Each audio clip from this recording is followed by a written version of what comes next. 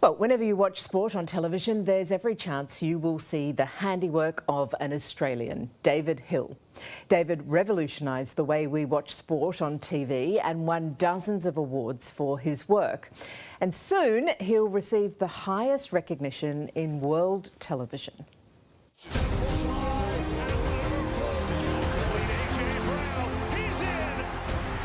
I fell in love with television then and there, and I thought that is one of the coolest things ever. There was a touch of madness, but also genius as well. Turn on any sports broadcast around the world and it has David Hill's fingerprints all over it. Score boxes, multiple cameras, explanatory graphics, expert analysis. All of these innovations started somewhere, and that somewhere was the brain of Hill. Well, I used to sit and watch sports with my dad. My dad started life as a coal miner up in Newcastle when he was about 13, 14. Right for dummy half, shows it across field. I put myself back when I was watching with my father, that I never wanted to be in a position where the kid turned to the parent and said, "Why is that?" And the parent said, "Well, I don't know." After a grounding in newspapers, political reporting and television presenting, Hill was drawn to sport. This ground, the old Fitzroy ground in Brunswick Street. I had this almost spiritual change that I suddenly realised that politics, people talk, economics, people talk, but in sports you have to do it. It's like this crucible of truth. And you can't just talk about it, you've got to actually do it. He produced national sports shows on the ABC and Seven. Then Kerry Packer called. I met with Mr. Packer. A unique experience, a very unique experience to meet the legend. And away we went with World Series cricket back in 1977. In Hill, Packer struck gold, an innovator driven by a sense of fun and a keen eye for what was boring. At times, test matches were dull, so David came up with Daddles. Daddles the duck was really the love child of Mr. Seagull. In the Adelaide Oval back then, there was like huge flocks of seagulls. So I said to Jane, just put up Mr. Seagull. And I said, BC, can you get me a shot of a close-up of a seagull? So up comes a seagull, super Mr. Seagull, and everyone... I thought that was very funny. I thought it was very funny. And so we're at the MCG, and the MCG puts a duck up on the scoreboard if someone's out without scoring. So I talked to an animator, and we ended up with Daddles. Bill Laurie will never, ever forgive me for this. And it was, I never told anyone that I was going to do it. And then suddenly we had, I can't remember who the batsman was, boom, out for a duck. And I said, roll it, and on appears Daddles. Bill Laurie, he grabs his microphone and he said, that David Hill's obviously never played cricket. It's bad enough being out for a duck without being followed back to the pavilion by one. And he's turned around. I thought it was hysterical, and then we christened him Daddles. So what did Kerry think when there was a duck walking across the screen? Kerry always let you know if he liked something or didn't. You never were in two minds about what Mr. Packer thought. And I thought because he didn't fire me, as he did 22 times, I resigned 23, that Daddles was okay. Daddles was just the start. World Series cricket unleashed David's full televisual creativity, as dramatised in How's That? Kerry Packer's War.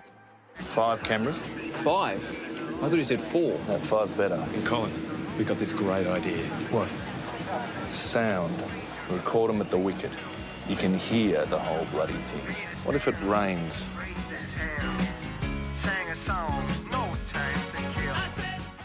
David, I have to know if it's true that you used a condom. We dug trenches and put mics on the field.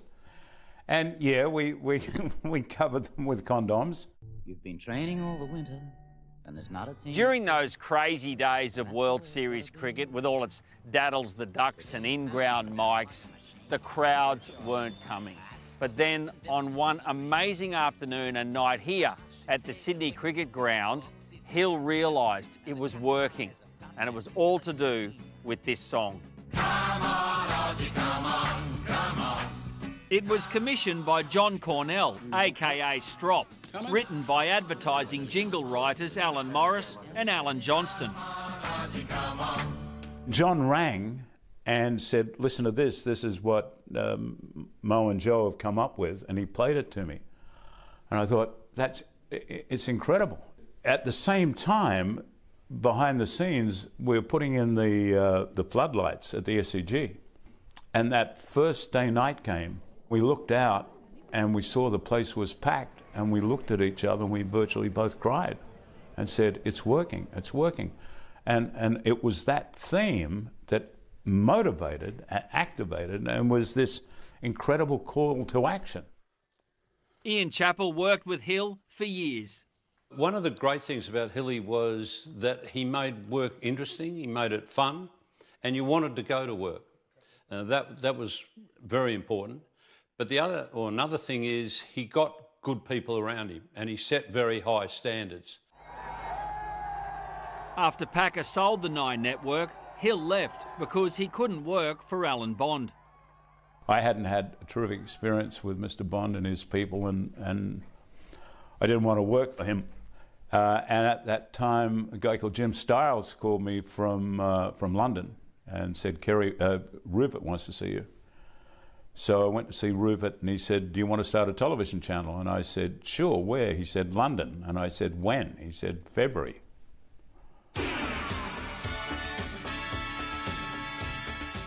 He launched Sky Sports, and the Premier League allowed Hill to establish himself as an industry legend when he introduced what would be known as the Fox Box. A simple idea, but revolutionary more than 3 decades ago. A permanent on-screen scoreboard and time graphic. Point blank range, and it's knocked in by Donny. I sat down to watch a football game. It was being broadcast by the BBC, and I didn't start till about 10 after 3. And after 20 minutes, I had no idea of the score, none whatsoever. And I wouldn't have got the idea had any other broadcast, but the BBC back then was so lazy. And so I thought, well, this is a simple fix. If I ever get football, I'll put a little chyron up in the corner with the score and time. To me, it was no big deal. It was a logical thing. This is it. Today. He followed Murdoch to the US to launch Fox Sports in 1993, but the Fox Box was initially not such a hit with some NFL fans. I got 5 death threats, and they were all very logically written. It was effectively, you're a foreigner, you're screwing with football, we know where you live, and we're going to kill you. Blitz coming. He survived and continued to innovate, introducing the first down line to make the game easier for viewers to follow. Roger Goodell, the NFL commissioner, we're talking about the first down line, and he said that it was it's helped NFL around the world because it's a simplistic way of understanding where they have to, what a team has to achieve. It earned Hill a spot in the Sports Broadcasting Hall of Fame, unlike the glowing puck in ice hockey, which outraged a nation. Canadians kind of took great umbrage that anyone would think that you could watch hockey and that you didn't fully understand it. Hill became president of Fox Sports, then chairman of the Fox network, as well as vice president of 21st Century Fox and chairman of National Geographic. But he couldn't stay away from live television. Your eyes are nuts. Thank you. I produced American Idol for 3 years, and at the same time I was involved with restructuring National Geographic Television. And then the Academy asked me to produce the Oscars in 2016. It was the 88th, and it was Oscars so white actually. It was an interesting period, and Chris Rock was my host. Well, I'm here at the Academy Awards, otherwise known as the White People's Choice Awards. Hill is about to receive the highest accolade in world television, a Lifetime Achievement Emmy Award. to go with that wall full you can see behind him. And it doesn't matter if you're producing a show that's going out to an audience of 20,000 or like doing an Oscars with 20 million or doing a Super Bowl with 150 million. It's still exactly the same. I don't think it matters what award they give David Hill, he'll still be the same person. They could pat him on the back all they like, but he's still David Hill. You don't see your audience, you just do the show and do it the best you can. Yeah, great story, and he'll be given that Lifetime Achievement Emmy next month, and it's richly deserved.